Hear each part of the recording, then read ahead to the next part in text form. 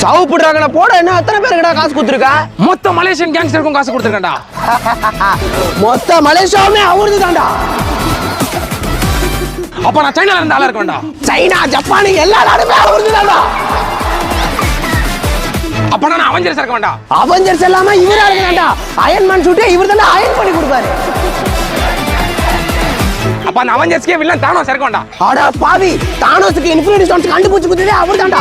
Superman பேட்மேன்ல அவர் பங்காளிடா. Godzilla king காங்ல அவர் வளர்ப்பு பிராணிடா. சரிடா, இந்த உலகமே அவருக்கு தான்டா. நான் வேற்று கிரகத்துல இருந்து ஏலியன் இறக்க வேண்டாம். ஃபர்ஸ்ட் ஏலியனுக்கு ஃபோன் பண்ணுங்க தம்பி.